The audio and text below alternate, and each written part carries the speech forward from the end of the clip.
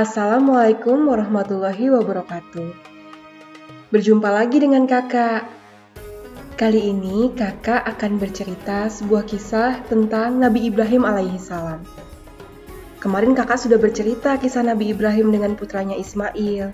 Tapi kali ini kakak akan bercerita tentang masa kecil Nabi Ibrahim alaihissalam. Ceritanya sangat seru. Selamat mengikuti.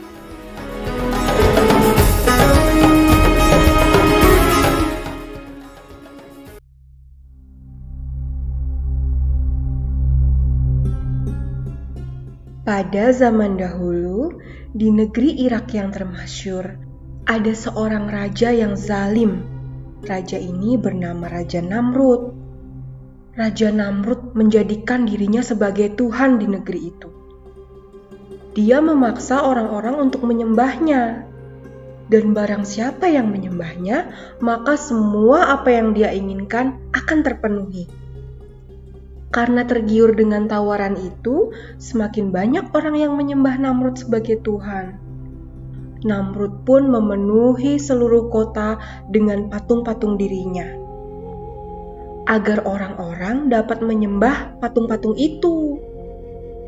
Pada suatu malam, Namrud bermimpi. Ia bermimpi melihat negerinya hancur porak-poranda. Kebakaran ada di mana-mana. Ia pun kemudian terbangun dengan terkejut. Ia takut mimpinya akan menjadi kenyataan. Malam itu, ia segera memerintahkan pengawalnya untuk mengumpulkan pejabat kerajaan.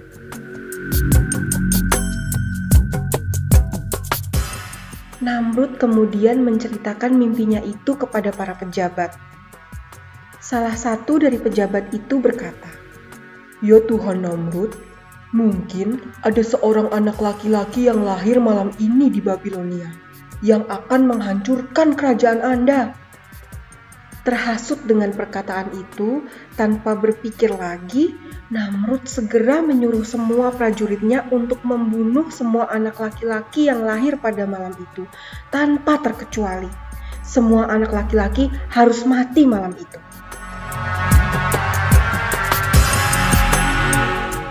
Ini sebuah perintah yang aneh dan kejam. Namun, yang tidak Namrud ketahui, ternyata dari salah satu pejabat yang hadir malam itu, yang bernama Azhar, baru saja menemani istrinya melahirkan anak laki-laki. Azhar yang mendengar kata-kata Namrud sangat takut bila anaknya nanti akan dibunuh oleh tentara Namrud. Maka Azhar kemudian segera pulang ke rumahnya. Ia berpesan pada istrinya untuk menyelamatkan anak laki-lakinya itu. Anak laki-laki Azhar itu diberi nama Ibrahim. Oleh ibunya, Ibrahim kemudian disembunyikan di sebuah gua. Sebetulnya, ibu Ibrahim merasa khawatir. Namun atas izin Allah, dari jempol Ibrahim keluarlah susu dan madu yang manis, sehingga Ibrahim tidak kehausan maupun kelaparan.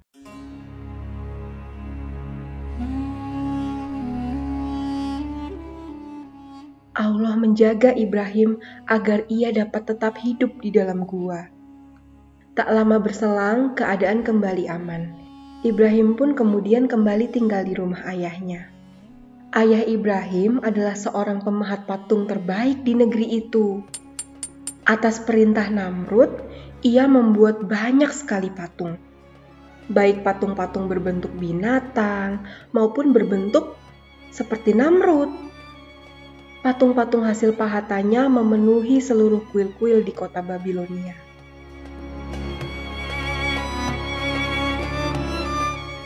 Hari-hari berlalu, Ibrahim tumbuh menjadi anak yang baik dan pandai. Ibrahim yang pandai merasa penasaran melihat patung-patung buatan ayahnya itu disembah oleh orang-orang.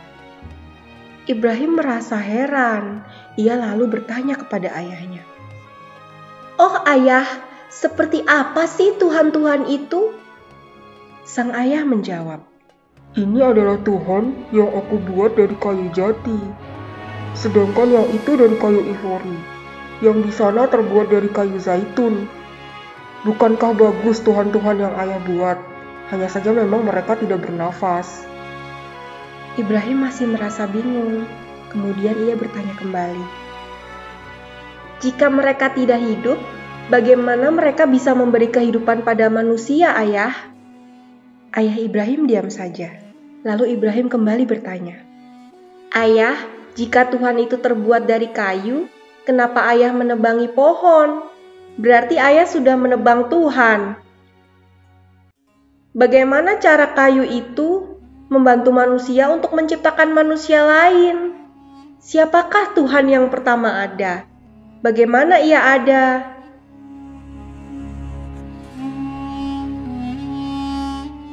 Ibrahim masih bertanya sambil menunjuk ke patung-patung berhala buatan ayahnya. Ibrahim tidak puas dengan jawaban ayahnya. Ibrahim kemudian merenung dan terus mencari tahu siapakah Tuhan yang patut ia sembah. Ketika hari sudah malam, ia melihat bulan dan bintang. Dipandanginya bulan dan bintang itu sangat lama. Dalam hatinya, apakah ini benar Tuhan yang sesungguhnya yang juga disembah oleh banyak orang? Sepanjang malam itu, ia mulai merasa yakin telah menemukan Tuhan. Namun ketika pagi datang, bintang-bintang dan bulan itu menghilang. Sehingga Ibrahim kembali meragukannya. Tidak, ini bukan Tuhanku.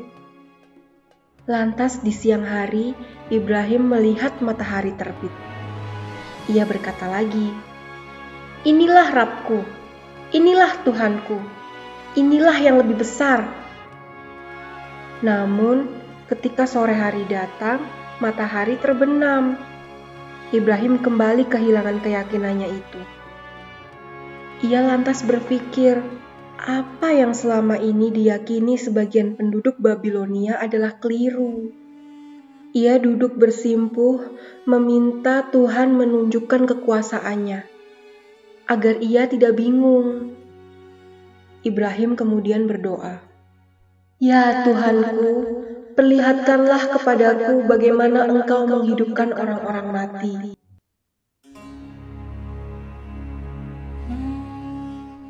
Kemudian Allah berfirman, "Kalau demikian, ambillah 4 ekor burung, lalu sembelihlah semuanya olehmu. Lalu letakkan di atas setiap satu bukit satu bagian dari bagian-bagian itu. Kemudian panggillah mereka, niscaya mereka datang kepadamu dengan segera. Dan ketahuilah bahwa Allah Maha Perkasa lagi Maha Bijaksana." Quran Surat Al-Baqarah ayat 260. Ibrahim kemudian mengikuti perintah itu. Ia menangkap 4 ekor burung lalu menyembelihnya satu-satu. Dan potongan-potongan tubuh burung dipisah-pisahkan, diletakkan di setiap puncak bukit yang berbeda-beda. Kemudian Ibrahim memanggil kembali burung-burung itu. Atas kehendak Allah, burung-burung yang telah mati itu kembali menghampiri Ibrahim dalam keadaan utuh seperti sedia kala. Burung-burung itu telah hidup kembali. Mereka lalu hinggap ke depan Ibrahim.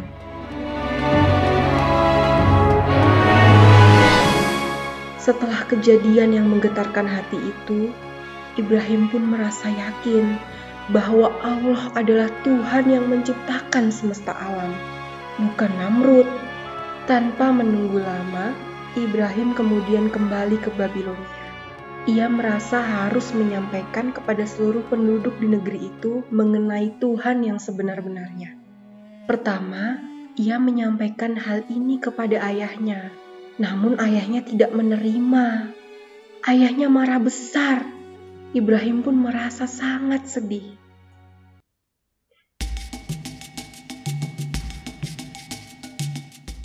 Namun Ibrahim tetap bersabar.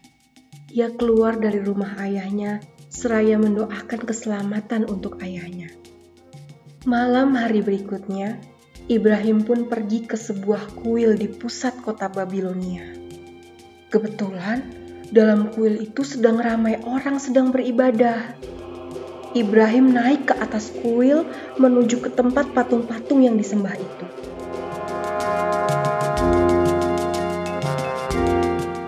Ia kemudian mengambil makanan-makanan yang disediakan untuk patung-patung itu.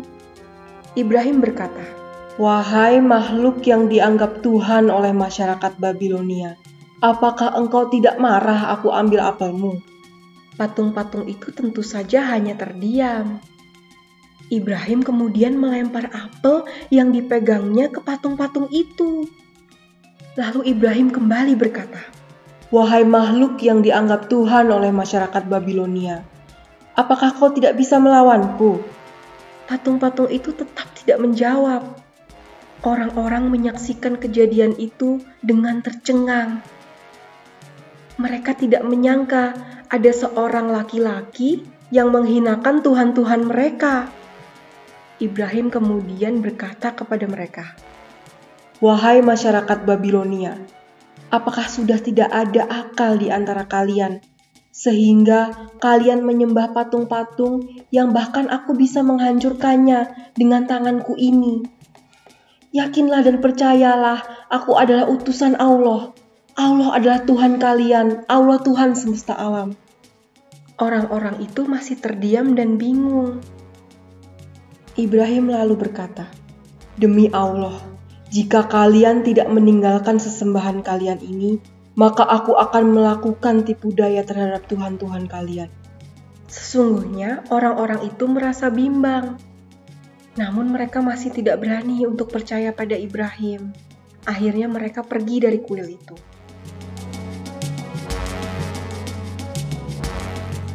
Setelah semua orang pergi, Ibrahim kemudian mengambil sebuah kampak yang besar.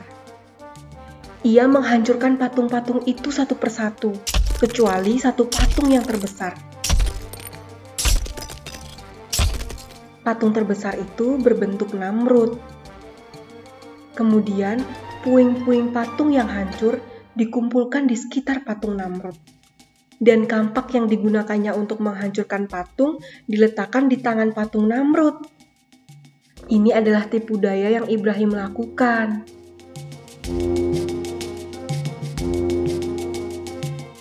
Keesokan harinya, saat penduduk Babilonia akan beribadah, mereka sangat terkejut menemukan tuhan-tuhan mereka hancur berserakan. Sambil menangis, mereka kemudian bertanya pada penjaga kuil, "Siapakah yang melakukan ini?" Penjaga kuil menjawab, Ibrahimlah yang melakukannya. Kemudian dipanggillah Ibrahim di antara mereka. Salah satu dari penduduk itu bertanya, "Hei Ibrahim, benarkah kau yang menghancurkan patung-patung Tuhan kami?" Ibrahim lalu menjawab, "Mengapa kau bertanya padaku? Tanyalah pada patung yang terbesar itu. Dialah yang membawa kampaknya."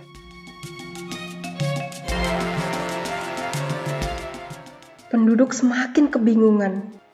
Mereka kemudian melaporkan kejadian ini kepada Raja Namrud.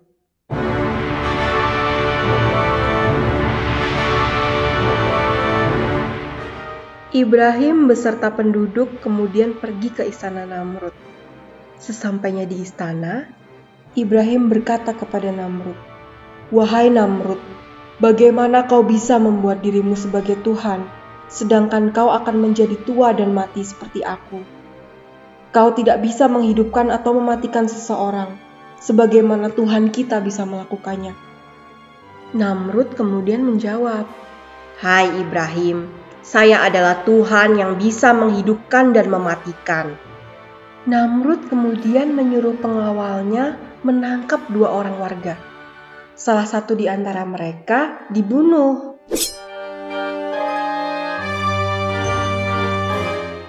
Dan yang satu lagi dibiarkan pergi. Namrud kemudian berkata, Wahai Ibrahim, aku telah menghidupkan dan mematikan mereka. Apalagi yang kau ragukan? Ibrahim kemudian menjawab, "Wahai Namrud, Tuhanku dan Tuhanmu setiap pagi menerbitkan matahari dari timur, lalu ia akan menenggelamkannya ke barat. Apakah kau bisa melakukannya?" Namrud sangat kebingungan. Ia tidak dapat menjawab pertanyaan itu. Ia memang tidak dapat menerbitkan matahari dan menenggelamkannya. Namrud kemudian gusar dan marah. Ia menyuruh pengawal-pengawalnya untuk menangkap dan memenjarakan Ibrahim. Namrud pun sangat malu dan marah akan kejadian itu. Ia kemudian memiliki rencana yang licik. Ia ingin membunuh Ibrahim dengan cara membakarnya hidup-hidup di hadapan rakyatnya. Untuk menunjukkan kepada rakyatnya bahwa tidak ada yang memiliki kekuasaan sebesar itu selain Namrud. Hari penghukuman Ibrahim tiba. Namrud telah menyiapkan api yang besar berkobar-kobar. Api itu sangat besar, siap menelan Ibrahim hidup-hidup.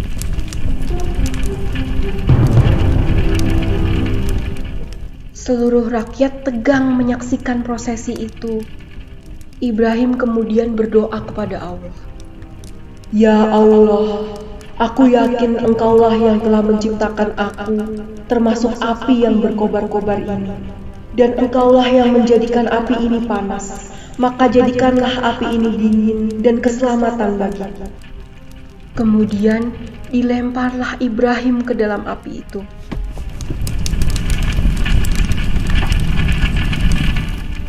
Semua mata memandang Ibrahim. Namun, pada saat Ibrahim masuk ke dalam api, tak ada teriakan atau jeritan terdengar. Orang-orang menjadi bingung termasuk Namrud. Bagaimana mungkin Ibrahim terkena api namun tidak merasa sakit? Namun Namrud kemudian berseru, Ibrahim telah mati terkena asap api itu sebelum ia masuk dalam apiku. Orang-orang kemudian mempercayai perkataan Namrud. Mereka pulang ke rumah mereka masing-masing. Namrud memerintahkan pengawalnya untuk membiarkan api itu berkobar sampai 3 hari. Dan pengawal harus berjaga ketat di sekitar api itu. Namrud khawatir jika Ibrahim masih hidup lalu ia lari dari api.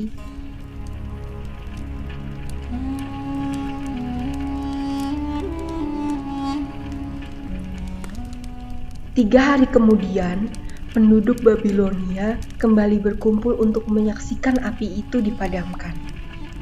Namrud berteriak dari atas singgasananya, Wahai rakyat Babilonia, siang ini kita akan melihat abu Ibrahim sang pembangkang itu.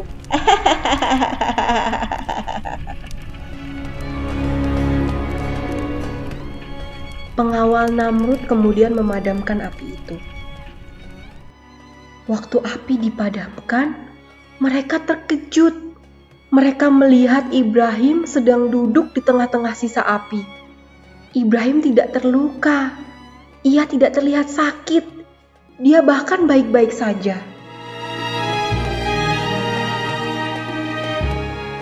Ibrahim kemudian bangun dengan tenang dan berjalan pulang ke rumahnya.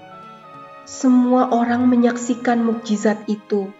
Setelah kejadian itu, kemudian banyak dari penduduk yang beriman kepada Allah. Namrud menjadi sangat kebingungan. Ia semakin marah. Ia bingung apalagi yang harus ia lakukan terhadap Ibrahim. Jika api saja tidak mempan pada kulitnya, ia tidak mungkin bisa dibunuh dengan kampak. Namrud tidak bisa tidur malam itu. Ia begitu gelisah.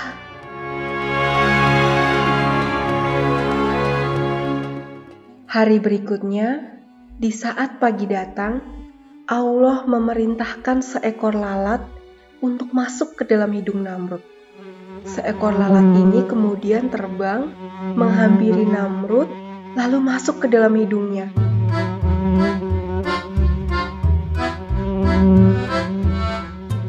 Dari hidung lalat itu naik ke otak dan berputar-putar di kepala Namrud. Namrud merasakan kesakitan yang sangat luar biasa di kepalanya. Sejak pagi itu, ia tidak dapat makan, tidak dapat tidur, ia tidak bisa melakukan apapun. Lalat itu berterbangan di kepalanya selama 3 hari. Di hari ketiga, Namrud sudah tidak kuat menahan rasa sakit. Namrud pun mati tergelepar di depan singgasananya. Rakyat kemudian berkumpul di sekitar tubuh Namrud yang telah mati itu. Dengan hikmah Allah, mereka melihat lalat itu keluar dari hidung Namrud. Namrud yang jahat pun binasa karena seekor lalat yang kecil.